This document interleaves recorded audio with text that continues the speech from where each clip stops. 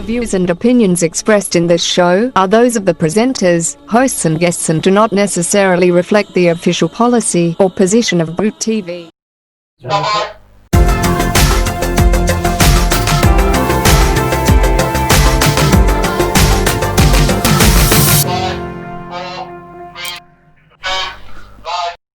Bismillahir Rahmanir Rahim. Assalamu alaikum wa rahmatullahi wa barakatuh. Welcome to the show, hashtag no edits. And Alhamdulillah, we have our guests again, have Sadik Rehman and have Shuaib. Welcome to the show, guys. Assalamu alaikum wa rahmatullah. So remember, guys, when we say hashtag no edits, it means no edits. So that means no editing at all. So this is, you can say, a natural chat show. And yeah, you might think, three Molvis here, but let me tell you, it's a very chilled out session. I hope so, right, guys? Yeah. So we talked about madrasa life, and we always talk about food. Madrasa life and food, they always go hand in hand. You have to remember that, inshallah. So I want to get straight into food again, yeah, right? So maybe because I'm fasting, I'm thinking about food, right? So you guys mentioned about takeaways, right? What was your best? What was the most ordered food in madrasa?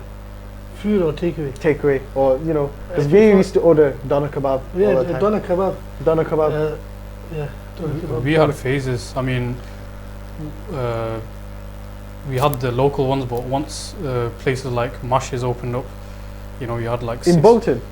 Yeah, in Bolton, we had like £60 orders. Yeah, the very to £70 order from orders. Wow. We had very big ones coming in. Wow, Mashes is beautiful.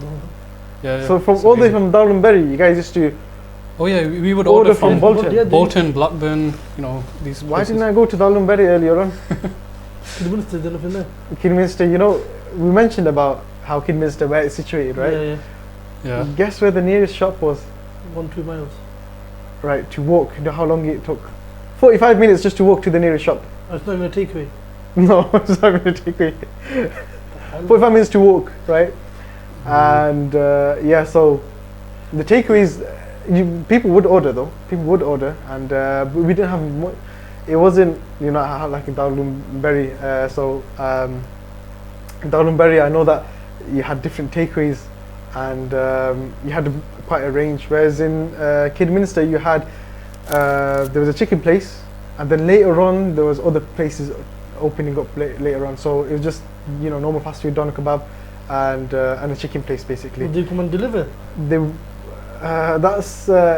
so they would come and deliver, but it was one of them situations where you weren't allowed kind of from behind the gates you had to get it. Well, I'm saying so you weren't allowed to order in Kidminster? We used to have days where we would order from a place that was kind of certified by the madrasa, and that was on a Saturday. So how far was that away from the madrasa? That was in Birmingham. So that was one of the we used to order from one of the ustads takeaways. Wow. So that's what it is. They used to certified because it's ustads. Yeah. So what it was, they used to take the full order from all the students on a Friday, and send all the whole list down.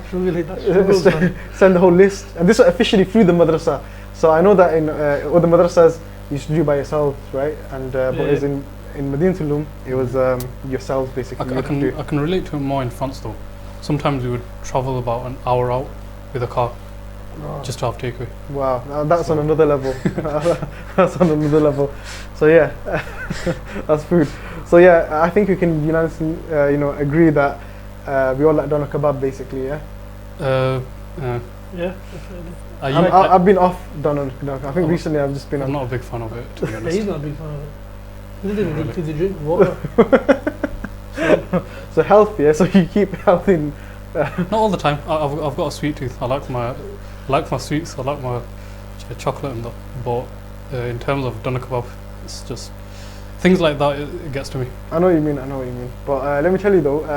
Yesterday, I actually had this Turkish doner. Right. So it's different. It tastes more like. Like a shawarma, like a lamb shawarma basically. So it's not like it doesn't have the same taste. Yeah, so the doner that you see most takeaways, and you can tell it's processed, whereas this one was the Turkish doner. It was kind of meaty, And I think that there was a big difference though. There's a difference. It actually tastes like meat. The other one is just, it's just processed, and you can tell by mechanically it's probably done or something like that. I don't know. And you know that what they talk about doner kebab, how bad it is you can tell that this is bad for you. But yeah, I went through a phase where I was kind of off doner kebab as well. I just wanted like grilled food in general and all that. But then I had certain cravings for doner kebab here and there. So as we're on the topic of doner kebab, where's the best doner kebab you've had? Videos, Bolton. Kulios Bolton. So this is no, I don't think you have no commission with Kulios. No. I wish they sponsored me, but Okay, so this is no sponsorship, guys. So this is a disclaimer, no sponsorship from Kulios. Yeah, have Shuaib. I know you don't like doner kebab and you stay away from, but I'm sure you've had, a juicy doner kebab. I don't know. I don't think I have. Okay. So, I'm sure you had doner kebab before, right? I've had it, yeah. So where's the best doner kebab you've had? I think this changed into halal, some kind of halal hangouts or I don't know, to be honest. We should be food bloggers now, innit? Don't you think? Okay, I think we should scratch that idea. I'm not a big foodie, so. Okay, not a big foodie. How can you be a Molvi and not be a foodie? It doesn't make sense, Well, that just goes against everything that they taught us from previous generations. So yeah, guys, today actually wasn't supposed to be about food. It's just I think I felt my tummy kind of rumbling, and I thought let's talk about food.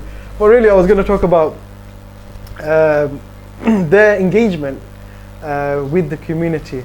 So Hafiz Sadik Rehman, who is commuting every single day from madrasa, obviously not at the moment due to the pandemic.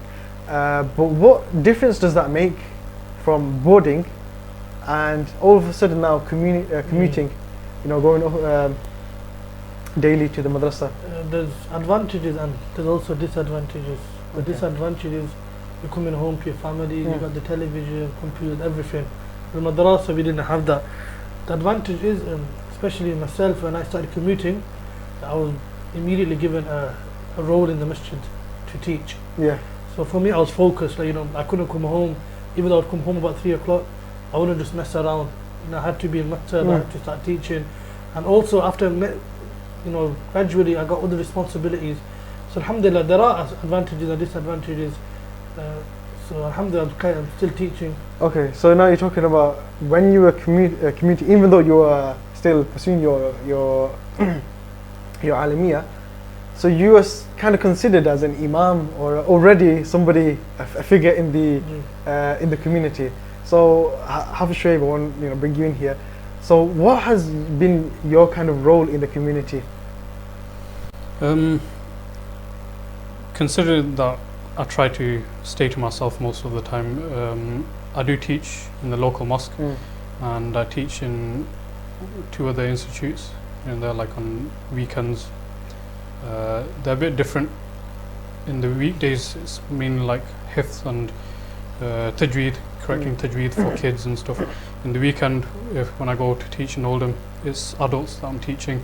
So the role I play over there is not the role I play locally. Okay. So there's a difference between the two, I would say. So one thing, I can relate to how Hafiz Sadik Rehman, how he would commute, because I commuted in my final 2 years of studies, and I definitely felt that there was, like you said, the responsibility. You're already given a responsibility in your community, in your masajid as well, and definitely there's some sort of when we say responsibility, there are certain hardships that you have to face as well. So you're considered as an imam basically, and maybe I can relate so many stories as well on the hardships that you have in dealing with people. Is there anything specifically that really opened your eyes? Because I'll mention inshallah after, but I would want to ask you first, as you're the guest. What really opened your eyes in that sense, in engaging with the community? So when I started, teaching in the masjid, so people would ask me questions. What you have to understand is you have to give the right answer. Yeah. And you have to give it in the way they want it. Okay, sometimes so you mean when you say right answer, you mean the way they want to hear, or something that would satisfy them basically? Satisfy them. I remember someone approached me for a question, And obviously we can't just say, go to someone else. You know, Yeah, of course, we're becoming scholars, so we have to. So they've you know, come to you with answer. that trust, basically. They come to with that trust. So someone came to me with the question, and you know, I did my research, and I went to my teachers. You know, I never ever do anything on my own. I go back to my teachers, and so I got the answer. And when I gave it back to them, they weren't happy with it. Okay. And they wanted something that would satisfy them. So then you have to work your way around it, how to make them understand. So this is the biggest hardship I've felt. Okay, so when you say satisfy them, is it necessary to satisfy them? Do you think? Have a Shuaib? What do you think? Allah says, وَعَسَىٰ أَن تَكْرَهُوا شَيْئًا وَهُوَ خَيْرٌ لَكُمْ وَعَسَىٰ أَن تُحِبُّوا شَيْئًا وَهُوَ شَرٌ لَكُمْ. It may be that you hate something, but it is in fact good for you. And it may be that you love something, but it is in fact bad for you. So you kind of have to go with that route. You don't want to be overly harsh and negative and pessimistic, telling them, oh, you're not doing this right, and your kid's not doing well enough. But at the same time, you don't want to beat around the bush. Yeah, of course, yeah. You don't want to beat around the So bush. satisfied in the sense where they've got some sort of answer. Yeah. Yeah. Some sort. Okay, I understand now. Speak as genuinely as you can. Okay. Yeah.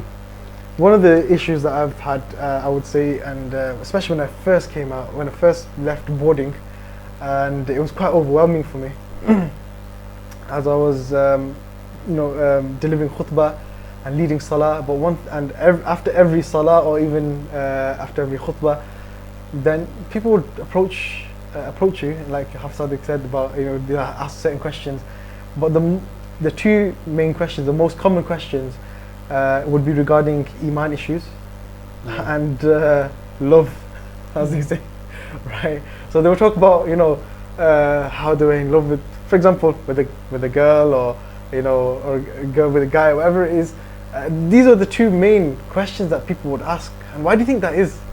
Why is it really, why do you think that this is the problem now? These are two main questions people ask. They always have some sort of iman issue, or they're being a Romeo, basically. Simple answer. It's the entertainment business. Hollywood has got to them. Social media, all that gets to their heads, and the main problems that will come out of that is that they start idealizing things in a specific way. That's where the romance comes in. They think too romantically about life. They see things with a rosy lens. And in terms of iman issues, I mean, if you have thousands and thousands of pages giving you all sorts of information, what basis do you have? Okay. So interesting. Maybe we can actually do another, another session about talking about these things, iman and love, or because these are the two main questions people ask. So people have iman issues, meaning issues on their faith, whether they believe in whether they believe in God or not. So these are the questions that people ask, and obviously the question about love. These are the questions that people have. So inshallah, maybe we can actually discuss this in another session, inshallah. But thank you for staying tuned with us, and we hope to see you soon, inshallah. Jazakallah khair, jazakumullah khair. So this is about, oh sorry, I thought we were actually finishing. Sorry, I thought we were actually finishing. This is only part one. Okay, inshallah. See you after the break, inshallah. Hope to see you after this break. Assalamu alaikum wa rahmatullahi wa barakatuh.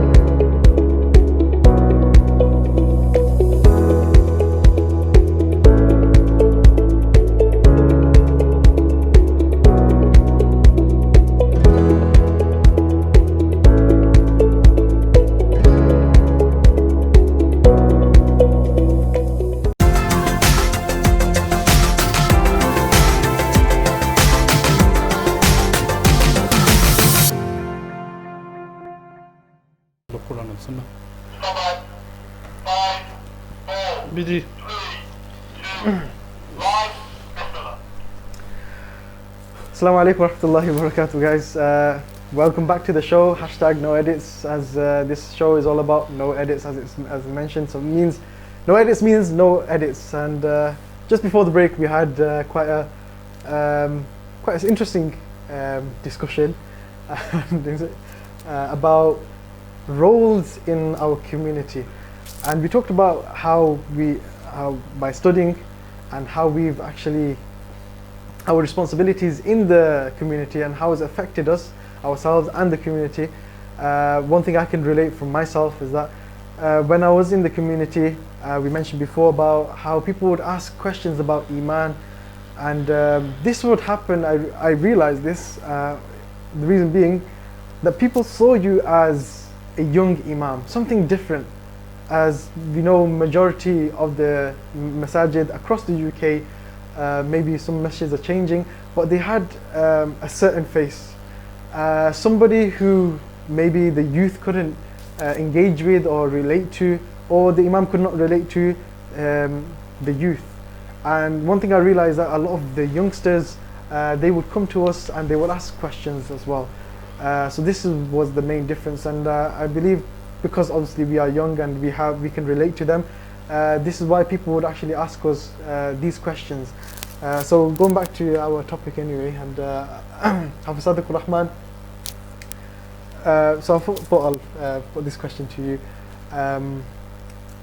How, in what way can you say that you had a positive impact in other youngsters' lives or the youth? How could you relate to them, and in what way were you positive?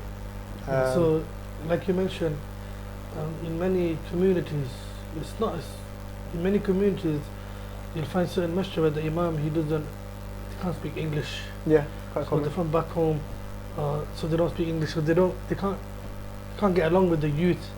So personally, I know it's one of the big difference. Not just me, but I know other scholars of my community have made this difference where different youth can come now and approach us and ask us questions. And sometimes it's not a question. It's not about they can't speak the Imam's language. Sometimes they're just scared. Whereas us, they can approach us and ask us whatever they want to. Yeah. So one thing I realize as well, that being in the community with the youngsters as well, sometimes they might relate stories to you before your madrasa life. Yeah. So do you think that's a problem though?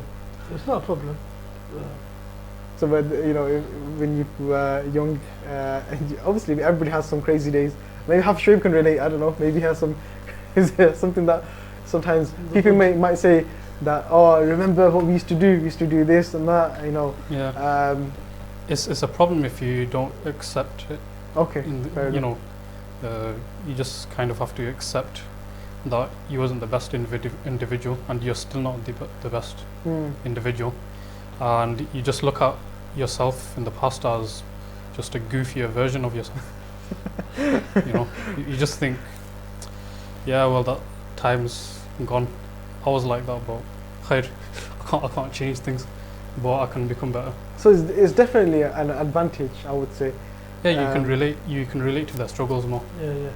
Is there anything in particular that a certain initiative that you have in mind that could make maybe a more positive impact for our youth? Because as we know, our youth now in this day and age, what I've seen is that they have an identity crisis, and I don't think it's just youth actually, but it's just more rife amongst the youth. I think generally people have this now these days. Why do you think that is an identity crisis? Why do you think the youth now in this day and age, they have a massive identity crisis? Yeah, like we were saying, because of the internet and everything around them, they don't know what exactly to follow, and especially when you have people like us, we don't even know their language, we don't know their problems, especially even the language, even the way we talk, it can seem too formal, seem too professional, and they can't get you can't get to them. They use interesting words like the slang that they use in their community. So the hadith that comes to mind, أنزلوا الناس منازلهم. So yeah, going to the levels of the people. Yeah. And I think that's important, that you understand the people first before you actually give any sort of da'wah. Yeah. And obviously you mentioned that we're not perfect ourselves, and so where we have flaws as well. So people have to remember that, and I think that can be quite problematic at times as well. For example, I think an incident that I that I can recall. Once I was going for football, and I was in my football gear, in my local masjid I would occasionally lead salah. Well, back then I was occasionally leading salah. Now I more frequently, you'd say. So I was walking past, and this musalli, one of the members of the masjid, he sees me and he's looking at me, and he's thinking, he's shocked, or he can't. And I said, "Salam to him, how are you doing?" And then he's thinking, "Oh, is it you?" He was so shocked and he couldn't recognize me at all. And I said, "Yeah, I'm going for football." And he goes, "You play football?" Like it was haram or something like that. Or it's stuff like, like that. Imam Sab, your hair showing is aura. Yeah. So we have to wear hats all the time as well. It's like it's a hijab or something like that. We probably cover our hairs more than some other women do. So this is, I know what you mean. So this is I would say a disadvantage. But I think this is more to do with educating people. And something similar to this as well was actually one of my family friends. I was with my nephew, and I was playing PlayStation, FIFA, right? I haven't played that for a long time. I was playing, the PlayStation, and then a person comes in and goes, "Oh, Molvi, yeah, Mullah, you play PlayStation." Like, are you supposed to do that or something? You understand? So these, you have this kind of narrative that Molvi or Maulana or Alim is supposed to be him and the books and in front on the sajjada, on the musalla, just praying. And this is what people get. I'm a big Uncharted fan myself, which is a I play a lot specific of game. FIFA. Used to play a lot. But Yeah, you're not that good though, are you? better than you, but Oh, okay, all right. I haven't practiced, so you're lucky. If FIFA 20 is out, I haven't really played it that much, but I'm sure I can give you a good game, come over and see. inshallah. FIFA 19, I'm sure I was better than you at that, right? FIFA 19, yeah, FIFA 20, Okay, fair enough. Yeah, it's not my fault, guys. I've been quite busy this year, so not enough time for the PlayStation. Life gets a bit serious, you see. But as you know, I didn't think half the Shuaib. Yeah, I was shocked about I was shocked, even though we've known each other for such a long time. I don't know how he gets time to actually play Uncharted, right? And who even plays these games anymore? Uncharted, I thought. Uncharted. You don't know Uncharted? I don't know. I just know FIFA. Do you know The Last of Us? Sorry, man, you lost us. I've heard about this game, but I didn't know people still play The people that watch this, they will know. this. Okay. At least Maybe some they kids. I can- don't think kids I watch. guarantee they don't. If you know it, comment. Yeah, guys. They will- So they if will- you know they this will- game, they please No, comment. Uncharted. They will. Explain why it's Uncharted. What is it? It's like an adventure game. It's like a treasure hunter. Treasure, man. Treasure hunt. Okay, sounds like a kids game. man. Believe me, the people that play PS4, they will know what this game is, and they will agree with me that it's a good game. So I have confidence in a those treasure people. hunt, yeah. So that's a really good game. Yeah. Treasure. Oh, cool. Interesting. Yeah, I thought you were gonna say something like Call of Duty or something like that, and I don't even play that game, but I mean, guy with a beard playing Call of Duty. It's not. It doesn't send the right Okay. image. of course not. But So a guy with a beard, go for a treasure hunt. Perfect. That's perfect. Yeah. Perfect. Our treasure's knowledge, right, guys? Yeah. So anyway, but yeah. So guys, as you know, our image might not suit your or fit your image or your mindset. But yeah, guys, we are quite normal. We play football, we go out to eat, and yeah, we play PlayStation and stuff like that. And alhamdulillah, we try to give time to the community as well.